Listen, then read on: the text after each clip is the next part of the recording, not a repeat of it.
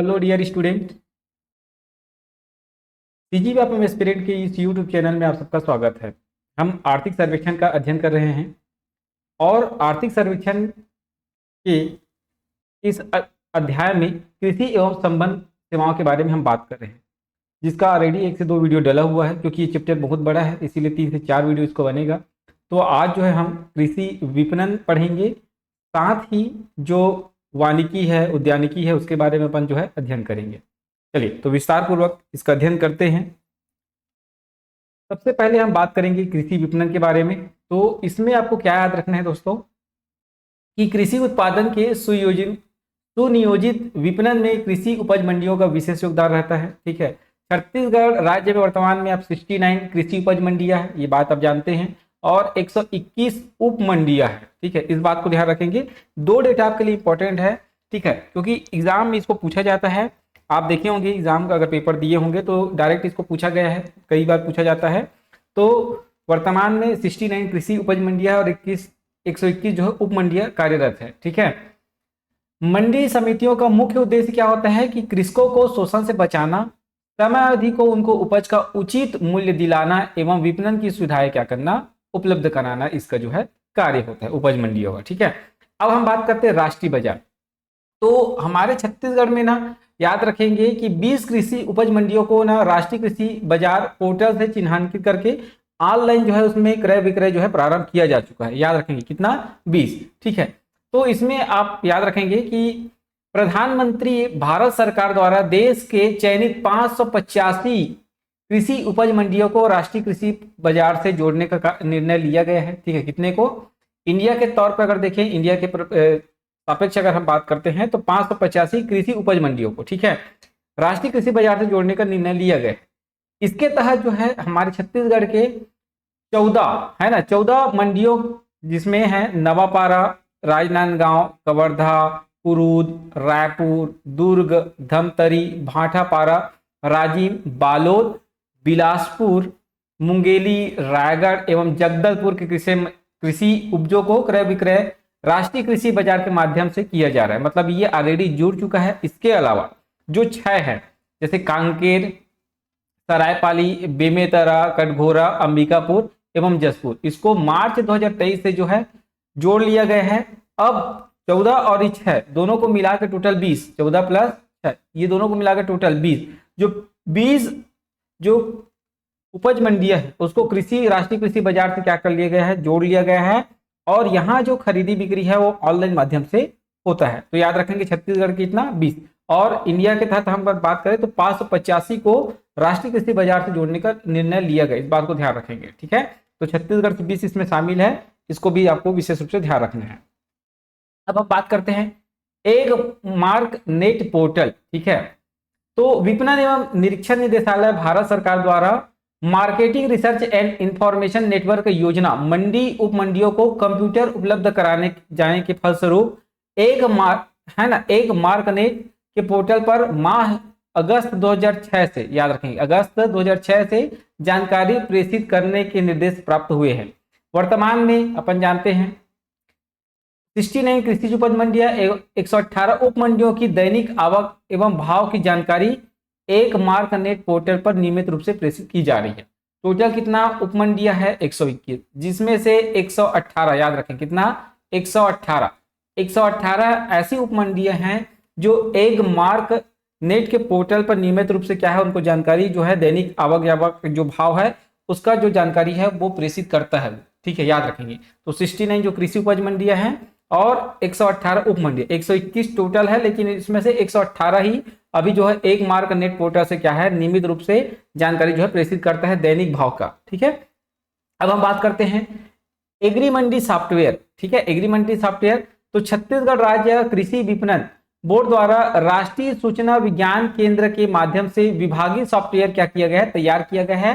ठीक है, साथ ही इसका एंड्रॉइड एप्लीकेशन भी बनाया गया है, जिसको आप जो है एग्री पोर्टल cg.nic.in में जाकर जो है डाउनलोड आप कर सकते हैं। ठीक है, तो इसके लिए एंड्रॉइड जो है मोबाइल ऐप भी तैयार कर लिया गया है, जिसमें आप डाउनलोड करके आप क्या कर सकते हैं, कृषि उपज मंडियों की दैनिक आवक जो है ना, और जो भाव है उसकी जानकारी आप जो प्राप्त कर सकते हैं। मतलब जैसे कोई भी जो सामान आता है ना, चाहे सब्जी हो गया चाहे कुछ भी चीज हो गया, तो उसका जो दैनिक मूल्य है, कितने रुपए में वो खरीदी जा रही है, कितने रुपए में वो मिल रहा है, उसका आप जो है जानकारी ये एंड्रॉइड मोबाइल ऐप के माध्यम से आप ले सकते हैं। साथ ही आप जो है डायरेक्ट एग्री पोर्टल श्रीजी.नी.इन में जाकर जो है आप क्या कर सकते हैं, वेबसाइट के माध्यम से उसमें भी चेक कर सकते हैं। ठीक है, तो एग्री मंडी सॉफ्टवेयर याद रखेंगे। उसके बाद हम बात करते हैं छत्तीसगढ़ कृषि उपज मंडी अधिनियम 1972, ठीक है, में राज्य स्थापना के पश्चात जो महत्वपूर्ण संशोधन हुए उसको याद रखेंगे। ठीक है, अभी जो मंडी का परीक्षा हुआ था उसके लिए तो ये मोस्ट इंपॉर्टेंट था। ठीक है, आगे चलकर हो सकता है और एग्जाम अगर आए, है ना, तो उसके लिए इंपॉर्टेंट हो सकता है ये। वैसे अगर डायरेक्ट आप, अगर मैं बात करूं, अभी आप सामान्य ग्रेजुएशन वाले पेपर की तैयारी कर रहे हैं, ठीक है, जो मंडी से नहीं जुड़ा है, तो उसमें ये सबको नहीं पूछा जाता, लेकिन कुछ योजनाएं जो होती है कृषि से संबंधित होती है, उन योजनाओं को पूछ लिया जाता है। तो इसके तहत जो है बहुत सारी योजना भी है, तो उस योजना को हम अध्ययन करेंगे। ठीक है, तो चलिए अब छत्तीसगढ़ कृषि उपज मंडी अधिनियम 1972 के बारे में बात करते हैं, जो राज्य स्थापना के बाद जो संशोधन हुए उसके बारे में। तो एकल बिंदु मंडी शुल्क, एकल मंडी जो है, एकल बिंदु मंडी शुल्क कहने का मतलब क्या है कि जो कृषि उपज के जो क्रय विक्रय है, ठीक है, उसको क्या किया गया है कि हर मंडी के लिए अलग अलग शुल्क न लगाकर एक बार केवल आपको शुल्क देना पड़ेगा। उसके बाद आप कोई भी मंडी में, छत्तीसगढ़ के कोई भी मंडी में जाकर जो है आप क्या कर सकते हैं, खरीदी बिक्री जो है कर सकते हैं। उसके लिए कोई भी अन्य फीस देने की जरूरत नहीं है, मतलब एक से अधिक बार पुनः विक्रय पर मंडी फीस दे नहीं होगा, ध्यान रखेंगे। ठीक है, बस यही है। उसके बाद संविदा खेती, तो संविदा खेती उतना इंपॉर्टेंट नहीं है, ठीक है, फिर भी मैं बता देता हूँ कि क्या है। छत्तीसगढ़ कृषि उपज मंडी अधिनियम 2005 के द्वारा मंडी अधिनियम धारा 2 में संशोधन तथा नई धारा 37 का जोड़कर संविदा खेती के अधीन अधिसूचित कृषि उपज विपणन के विनियमन संबंधी प्रावधान किया गया है। ठीक है, तदनुसार आदर्श उप विधि 2009 के उप विधि में संविदा कृषि का अनुबंध और आदर्श विशिष्टियां व शर्तें प्रभावशील की गई है। ठीक है, इसमें कुछ नहीं है, धारा 2 में संशोधन किया गया है। ठीक है, उसके तहत नया धारा जोड़ा गया है। ठीक है, बस इतना को याद रखना है इसमें। उसके बाद ई ट्रेडिंग, ई ट्रेडिंग का क्या है अर्थ? ई ट्रेडिंग का मतलब है कि भारत सरकार द्वारा एक देश एक बाजार की जो है परिकल्पना की गई है। पूरे देश में क्या हो, एक बाजार हो, सबका भाव एक जैसा हो।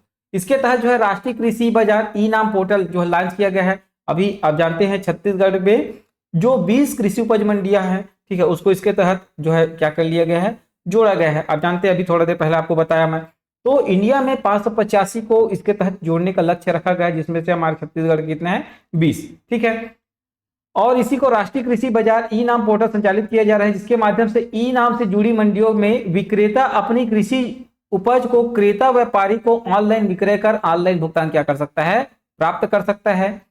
राज्य सरकार ने छत्तीसगढ़ कृषि उपज मंडी अधिनियम 2015 के द्वारा छत्तीसगढ़ कृषि उपज मंडी अधिनियम 1972 में ई ट्रेडिंग का क्या किया गया है, प्रावधान किया गया है। इस बात को याद रखेंगे। ठीक है, तो अधिनियम 2015 के द्वारा छत्तीसगढ़ कृषि उपज मंडी जो 1972 है उसमें संशोधन करके ई ट्रेडिंग का क्या किया गया, प्रावधान। मतलब अब सभी खरीदी बिक्री को क्या करना, ऑनलाइन करना, और ऑनलाइन के माध्यम से क्या करना, भुगतान करना, ताकि जो बिचौलिया है, जो भ्रष्टाचार होता था बीच में, वो सब जो है उस पर लगाया जा सके।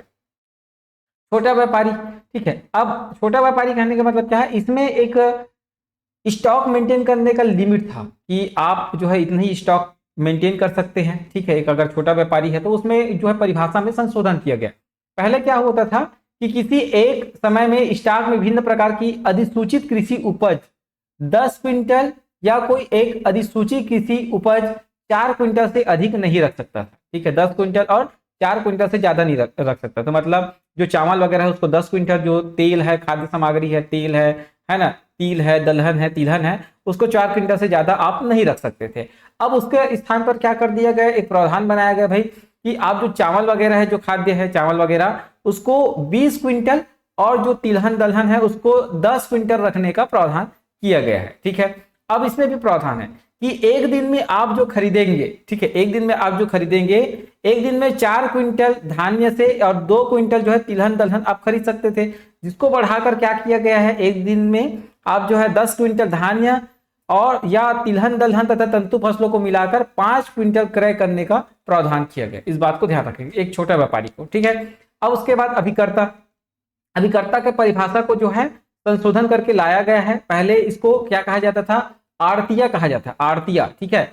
तो राज्य शासन द्वारा वर्ष 2011 में मंडी अधिनियम में संशोधन कर शब्द आड़तिया के स्थान पर क्या किया गया है, अभिकर्ता का प्रतिस्थापन करते हुए नियुक्ता की ओर से अभिकर्ता मंडी प्रांगण उप मंडी प्रांगण में कार्य कर सकता है। बस एक शब्द को हटाया गया है आड़तिया, उसके हिसाब पर क्या जोड़ा गया है, अभिकर्ता जोड़ा गया है, ठीक है। इस बात को याद रख सकते हैं।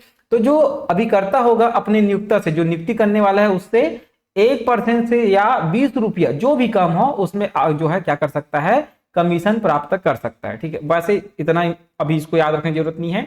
मंडी का विशेष पेपर होगा तो मंडी अधिनियम उसके लिए इंपॉर्टेंट होता है, वहां ये सब चीजों का इंपॉर्टेंस होता है। तो आप बस इतना ही याद रखेंगे कि मंडी अभिकर्ता शब्द को क्या है बाद में जोड़ा गया है, ठीक है। किसके स्थान पर जोड़ा गया है, आड़तिया के स्थान पर जोड़ा गया है, और इसमें 1% या 20 रुपए से जो भी कम हो उसमें कमीशन वो अभिकर्ता जो है प्राप्त कर सकता है।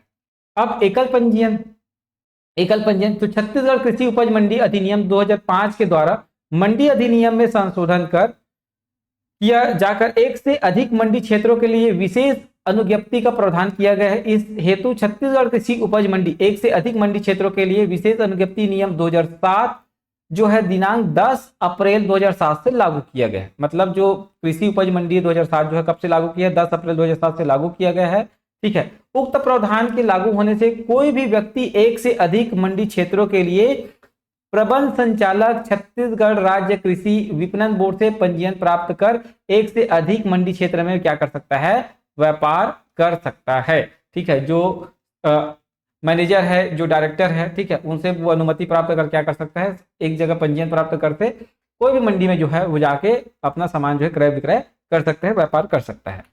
अब मंडी बोर्ड द्वारा उपलब्धियों की जानकारी, ठीक है। मंडी बोर्ड द्वारा प्रमुख जो उपलब्धियां हैं उनकी जानकारी है।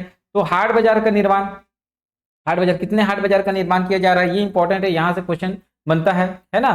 तो ग्रामीण अंचल में कृषि उपज के विपणन हेतु हाट बाजारों में सुविधा विकसित करने हेतु 82 हाट बाजार जिसकी लागत जो है 1602.75 लाख में से लेकर 24 हाट बाजार प्रगतिरत है एवं 58 कार्य निविदा स्तर पर है। मतलब 82 का जो है निर्माण हो चुका है, ठीक है, जिसके लिए लागत इतना है, लागत याद करने की जरूरत नहीं है, बस केवल हाट बाजार आप याद रखें। तो 82 हाट बाजार जो है बन चुका है, 24 अभी कार्यरत है, उसका प्रगति में है, बन रहा है, और 58 का जो है निविदा स्तर पर है, ठीक है। मतलब ये भी जाके आगे बनेगा। तो इतना याद रखेंगे। तो टोटल जो है अभी बन चुका है, निविदा को नहीं पूछेगा, निर्माणरत है या प्रगतिरत है इसको पूछा जा सकता है, तो आप याद रख सकते हैं। सड़क पुलिया निर्माण इसको भी पूछा जाता है जनरली, है ना, सड़क पुलिया निर्माण।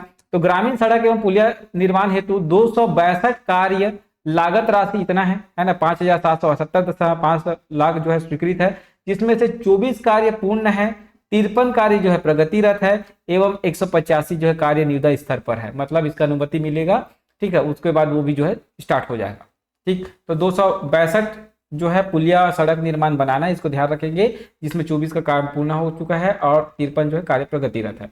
उसके बाद गोदाम एवं भंडारण क्षमता, तो 114 कार्य स्वीकृत है, जिसका राशि आपको दिया हुआ 6355.50 लाख, ठीक है। कुल 114 नग गोदाम, कुल क्षमता 1,48,000 मीट्रिक टन, लागत राशि 6355.50 लाख के कार्यों में से 107 गोदाम का कार्य जो है पूर्ण हो चुका है और केवल 7 गोदाम जो है कार्य प्रगतिरत है इसका, ठीक है, याद रखें। तो 114 गोदाम बनेगा जिसका जो क्षमता है 1,48,000 मीट्रिक टन है, याद रखेंगे।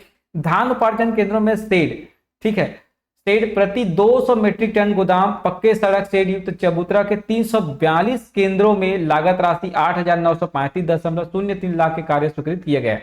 कितना केंद्रों में, 342 केंद्रों में बनाया जा रहा है। एक शेड का जो क्षमता होता है 200 मीट्रिक टन, ठीक है, याद रखेंगे, गोदाम के साथ याद रखेंगे। कृषि उपज मंडी समिति गंडई में, याद रखेंगे, ये मोस्ट इंपॉर्टेंट, कृषि उपज मंडी समिति गंडई, स्पेशल नाम दिया हुआ है गंडई में फल सब्जी मंडी स्थापना हेतु हाईटेक थोक फल सब्जी मंडी परियोजना लागत रुपया 1216.15 लाख के कार्य प्रगतिरत है।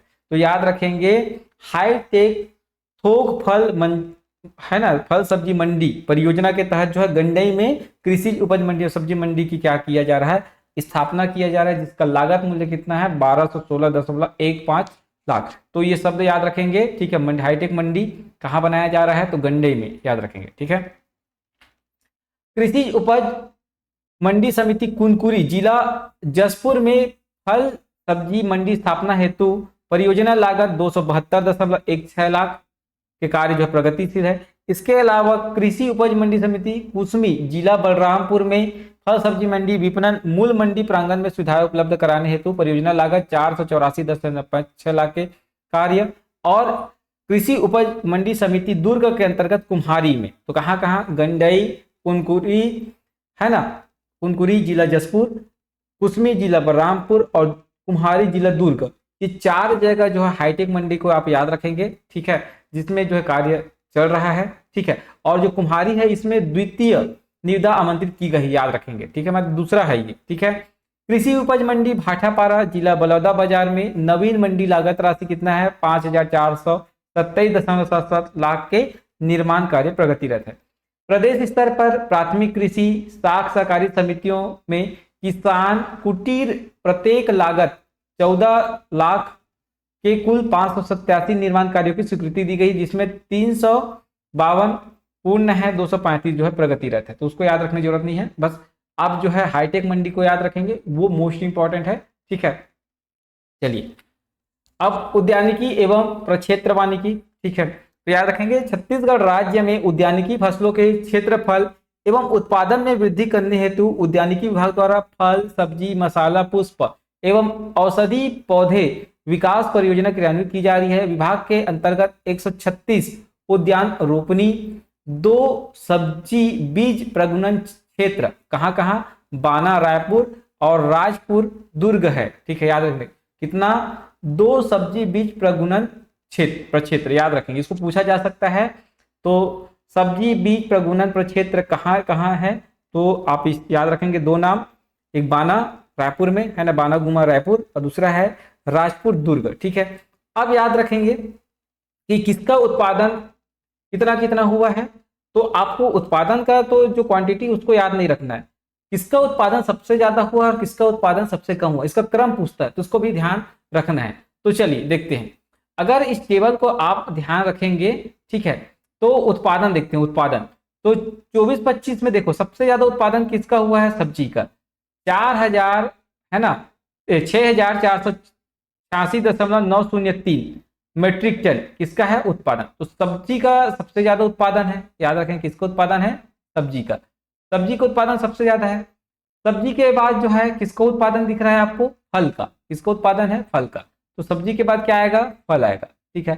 फल के बाद किसका उत्पादन है, तो फल के बाद जो है आपका मसाला का, किसका है, मसाला का उत्पादन है, मसाला का, ठीक है। और मसाला के बाद जो है किसका है, आपका पुष्प का, पुष्प का उत्पादन है। और पुष्प के बाद जो है आपका औषधि सुगंधित, औषधि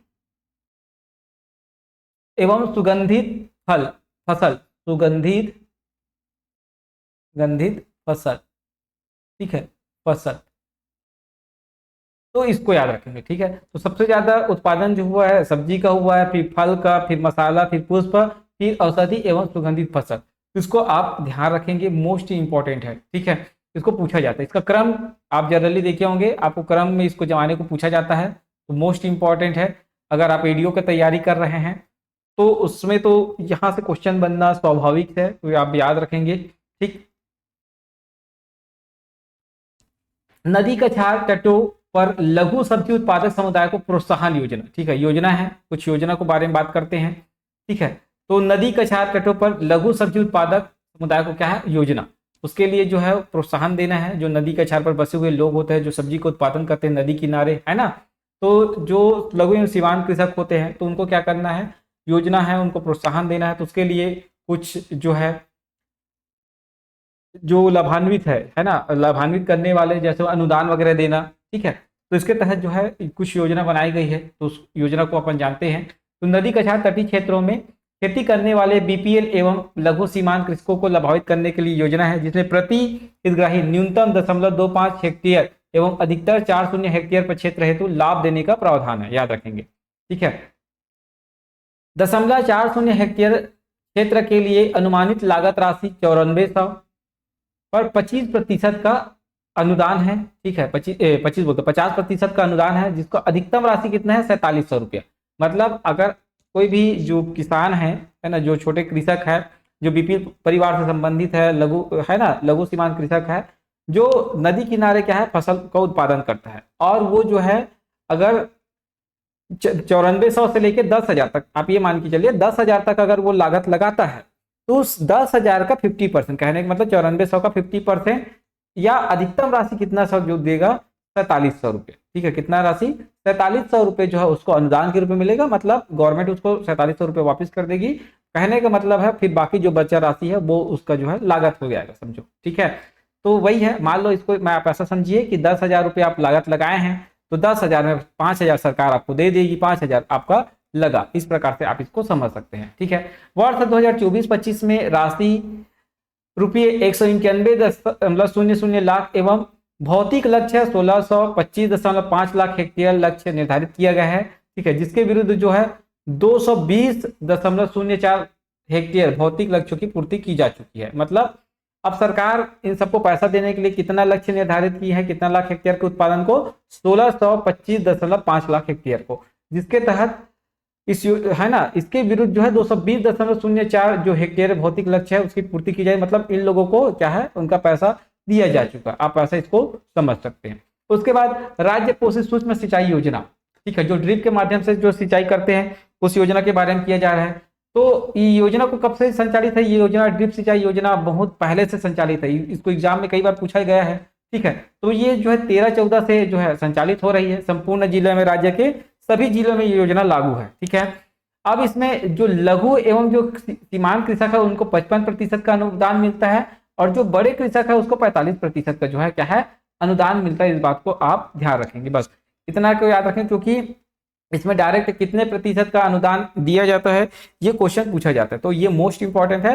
तो राज्य पोषित सूक्ष्म सिंचाई योजना के तहत जो है सरकार जो है सीमांत कृषकों को जो है कितना परसेंट, तो 55%, और जो बड़े किसान है उसको 45% का क्या देती है, अनुदान देती है, याद रखेंगे, मोस्ट इंपॉर्टेंट है। ठीक है, और इसके तहत अभी 453 हितग्राहियों को लाभान्वित किया गया है, याद रखेंगे 23-24 में, और 24-25 में ठीक है 393 हितग्राहियों को लाभान्वित किया जा चुका है। तो इसको याद रखने की जरूरत नहीं है, बस आप जो है परसेंटेज याद रखेंगे कितना कितना परसेंट का अनुदान मिलता है। उसके बाद कम्युनिटी फेसिंग योजना, उद्यानिकी फसलों को जो है बढ़ावा देने के लिए योजना जो है 16-17 से लागू की जा चुकी है। ठीक है, 2016-17 से लागू है कम्युनिटी फेसिंग योजना। ठीक है, अब इसमें आपको कुछ भी याद रखने की जरूरत नहीं है। ठीक है, बस योजना को याद रखेंगे कब है, तो उद्यानिकी फसलों को बढ़ावा देने के लिए कम्युनिटी फेसिंग योजना है जो 16-17 से लागू किया गया है। बस इतना को आप ध्यान रखें, इसमें ज्यादा कुछ याद रखने की जरूरत नहीं है अभी आपको। उसके बाद सब्जी फसलों के विविधीकरण हेतु प्रदर्शन एवं प्रशिक्षण कार्यक्रम। ठीक है, इसकी सब्जी फसल को उत्पादन प्रदर्शन है ना, उसके लिए प्रशिक्षण का जो कार्यक्रम रखा गया है। तो उद्यानिकी फसलों को बढ़ावा देने के लिए यह योजना जो है 17-18 से लागू की गई है। योजना के तहत मिर्च, टमाटर, अरबी एवं फूल गोभी के फसल प्रदर्शन 0.10 हेक्टेयर हेतु 100% अनुदान। अगर आप जो है अपने खेत में है ना, जिसका जो एरिया है 0.10 लाख हेक्टेयर तक है, और उसमें आप जो है टमाटर, अरबी, फूल गोभी अगर आप लगाते हैं, ठीक है, परफॉर्मेंस अच्छा रहता है, तो आपको 100% जो है अनुदान निगम जितना पैसा आप लगाएंगे वो आपको पूरा मिल जाएगा। तो 23-24 में वित्तीय लक्ष्य इसके लिए जो है 41.922 लाख और भौतिक 1363 प्रदर्शन का लक्ष्य रखा गया, जिसके विरुद्ध जो है 1363 लक्ष्यों की पूर्ति की गई है, और राशि जो है 40.954 लाख रुपए इसमें व्यय हुआ है। ठीक है, अब 24-25 में लक्ष्य कितना रखा है, 49.962 लाख, और भौतिक लक्ष्य जो है 1631। भौतिक लक्ष्य कहने का मतलब है जो एरिया है उसका लक्ष्य, और राशि जो है कितना है 49.962 लाख, इसको याद रखेंगे। ठीक है, तो पिछले बार कम था है ना 23-24 में, 24-25 में इसको बढ़ाया गया है, लगभग 8 लाख इसमें जो है इंक्रीज किया गया, इसको ध्यान रखेंगे। ठीक है, तो आप इन बातों को ध्यान रखेंगे। तो सब्जी फसल के विविधीकरण हेतु प्रदर्शन प्रशिक्षण कार्यक्रम 2017-18 से लागू, इस बात को ध्यान में रखेंगे। पोषण बाड़ी विकास कार्यक्रम, घर के आसपास उपलब्ध भूमि के सदुपयोग तथा पोषण स्तर में सुधार लाने और बाड़ियों में उत्पादित होने वाले सब्जियों का स्वयं के उपयोग के उपरांत सब्जियों का विक्रय कर अतिरिक्त आय सृजन को बढ़ावा दिए जाने के उद्देश्य से पोषण बाड़ी विकास कार्यक्रम लागू की गई है। योजना के अंतर्गत फल पौधों, वर्मी कंपोस्ट, खरीफ, रबी एवं जायद तीनों मौसम में बीज प्रदान किए जाने हेतु राशि 1000 प्रति बाड़ी 100% अनुदान दिए जाने का प्रावधान है। 1000 रुपये आपको मिलेगा बस, ठीक है। 2023-24 में वित्तीय लक्ष्य राशि 1 लाख एवं भौतिक जो एरिया है 1 लाख बाड़ी का लक्ष्य रखा गया है, जिसके विरुद्ध 99,990 की पूर्ति की गई है, जिसमें राशि कितना व्यय हुआ है 984.49 लाख। तो बस आप इतना याद रखेंगे, 1 लाख बाड़ी का लक्ष्य निर्धारित किया गया है, बस उससे ज्यादा इसमें याद रखने की जरूरत नहीं है पोषण बाड़ी विकास कार्यक्रम में, ठीक है। अब केंद्र प्रवर्तित योजना है, जो केंद्र सरकार द्वारा जो योजना लागू की गई है उसके बारे में जानते हैं। तो एकीकृत बागवानी मिशन योजना, इसको कई बार एग्जाम में पूछा गया है। एकीकृत बागवानी मिशन योजना, एकीकृत बागवानी मिशन योजना उद्यानिकी के सर्वांगीण विकास हेतु फल, पुष्प, सब्जी, जड़े एवं कंद वाली फसलों, मसाले, सुगंधित पौधे, काजू, आम आदि की तथा जैविक खेती को बढ़ावा देने के लिए जो है संचालित है, ठीक है। एकीकृत बागवानी मिशन योजना, ठीक है। इसके तहत 23-24 के लिए जो राशि है 13,334 लाख की स्वीकृति प्राप्त हुई थी, ठीक है। और इसमें राशि कितना हुआ था, व्यय हुआ था, तो 10,07.40 लाख व्यय हुआ था। 24-25 के लिए 15,395.65 लाख का जो है इसमें राशि जो है स्वीकृत हुई, इसको याद रखेंगे। इसके तहत जो है बहुत सारे और योजना है, जैसे हाईटेक नर्सरी। तो 4 हेक्टेयर क्षेत्रफल में हाईटेक रोपनी की स्थापना हेतु इकाई लागत ₹100 लाख प्रति यूनिट है, ठीक है। अब इसमें याद रखेंगे तो 24-25 में 2 हाईटेक नर्सरी सार्वजनिक क्षेत्र के और 1 हाईटेक नर्सरी निजी क्षेत्र की स्थापना करने का लक्ष्य रखा गया है, ठीक है, याद रखेंगे। तो हाईटेक नर्सरी 4 हेक्टेयर क्षेत्रफल में हाईटेक रोपनी की स्थापना की जाएगी, ठीक है, याद रखेंगे। 3 हाईटेक नर्सरी का जो है लक्ष्य रखा गया है, जिसमें 2 सार्वजनिक क्षेत्र का है और 1 जो है प्राइवेट, ठीक है, याद रखेंगे। चलिए, लघु नर्सरी 1 हेक्टेयर क्षेत्रफल में लघु रोपनी की स्थापना हेतु, ठीक है, याद रखेंगे। तो हाईटेक नर्सरी में 4 हेक्टेयर, लघु नर्सरी में 1 हेक्टेयर तक का क्षेत्रफल आता है, ठीक है। अब उसमें हाईटेक नर्सरी में 3 का लक्ष्य रखा गया है, 2 गवर्नमेंट का, 1 प्राइवेट। इसमें 2 लघु नर्सरी सार्वजनिक क्षेत्र के रहेंगे और 2 जो है निजी क्षेत्र के, मतलब टोटल 4 लघु नर्सरी रहेगा। उसके बाद अगला योजना है upgrading nursery infrastructure. Upgrading nursery infrastructure स्थापना हेतु इकाई लागत कितना है 10 लाख प्रति इकाई, मतलब एक को अपग्रेड करने के लिए 10 लाख रुपया खर्च किया जाएगा, ठीक है। तो सार्वजनिक क्षेत्र में स्थापना पर 100% अनुदान मिलेगा, जो गवर्नमेंट है उसका उसमें स्थापना अगर होता है तो 10 जो है 100%, ठीक है। और 24-25 में कितने का लक्ष्य रखा गया है 10 अपग्रेडिंग नर्सरी इंफ्रास्ट्रक्चर सार्वजनिक क्षेत्र में स्थापना का लक्ष्य रखा गया है, ठीक है। ऑलरेडी ये आपका जो है नर्सरी है उसको अपग्रेड किया जाएगा, ठीक है, उसका इंफ्रास्ट्रक्चर को बढ़ाया जाएगा, ठीक है, और विकसित किया जाएगा उसको, बस यही है, इसमें याद रखेंगे। सब्जी एवं मसाला बीजों का उत्पादन, ओपन पॉलिनेटेड क्रॉप के अंतर्गत सब्जी एवं मसाला बीजों के उत्पादन हेतु इकाई लागत ₹0.35 लाख प्रति हेक्टेयर है। सार्वजनिक क्षेत्र में स्थापना पर 100%, निजी क्षेत्र में 0.1225 लाख अनुदान दी है। 23-24 में 50 हेक्टेयर सार्वजनिक क्षेत्र के एवं 4 हेक्टेयर निजी क्षेत्र के अंतर्गत पूर्ण किया गया है, याद रखेंगे, ठीक है। तो ओपन पॉलिनेटेड क्रॉप अंतर्गत सब्जी एवं मसाला बीजों के उत्पादन याद रखेंगे, ठीक है। हाइब्रिड बीज उत्पादन अंतर्गत सब्जी एवं मसाला बीजों के उत्पादन हेतु इकाई लागत 1.50 लाख प्रति हेक्टेयर है, ठीक है, जिसमें 20 हेक्टेयर का लक्ष्य रखा गया है। 24-25 में याद रखेंगे, उतना इंपॉर्टेंट नहीं है, ठीक है। उसके बाद सब्जी विस्तार, ये भी इंपॉर्टेंट योजना ही है उतना ज्यादा, ठीक है, इसको याद रखें। पुष्प विकास योजना आप याद रख सकते हैं, ठीक है। तो पुष्प क्षेत्र विस्तार योजना के अंतर्गत 23-24 में 1273 हेक्टेयर में पुष्प क्षेत्र का विस्तार किया गया है, ठीक है। 24-25 में 1530 हेक्टेयर लक्ष्य के विरुद्ध जो है दिसंबर 2024 तक 494 हेक्टेयर क्षेत्र में विस्तार कार्य पूर्ण कर लिया है। 1530 का लक्ष्य रखा गया है, जिसको दिसंबर 2024 तक 494 हेक्टेयर में जो इसका विस्तार कार्य जो है पूर्ण कर लिया गया है पुष्प विकास योजना के तहत। उसके बाद मसाला, औषधि, सुगंधित फसल, ठीक है, याद रखेंगे। इसमें भी 2024-25 में 710 हेक्टेयर में, है ना, मसाला हेतु 710 हेक्टेयर, औषधि एवं सुगंधित फसल में 75 हेक्टेयर का जो है लक्ष्य रखा गया है, जिसको 310 हेक्टेयर तक मसाला में और सुगंधित और औषधि जो फसल है उसमें 12 हेक्टेयर का जो है कार्य जो है विस्तार कार्य जो है पूर्ण कर लिया गया है। काजू क्षेत्र का विस्तार है, ठीक है, तो 24-25 में 150 हेक्टेयर का, जिसके विरुद्ध 150 हेक्टेयर का कार्य पूर्ण है, ये पूरा पूर्ण हो चुका है। संरक्षित खेती योजना अंतर्गत 23-24 में 80,248 वर्ग मीटर में ग्रीन हाउस और 8,94,296 वर्ग मीटर में शेडनेट हाउस, ठीक है, और 3,185.5 लाख हेक्टेयर में मगलिच कार्य किया गया है। 2024-25 में 58,000 वर्ग मीटर में ग्रीन हाउस। तो ये सब उतना इंपॉर्टेंट नहीं है दोस्तों, है ना, वैसा आप इसको याद रखने की जरूरत नहीं, क्योंकि अभी तक पूछा नहीं गया तो कोई मतलब नहीं इसको याद रखने से। तो बस आप जो है मसाला को याद रख सकते हैं, ठीक है, अगर रखना है तो। वैसे अभी तक इसमें से क्वेश्चन ज्यादा नहीं पूछा गया, केवल क्रम पूछता है तो उसको याद रखेंगे, ठीक है।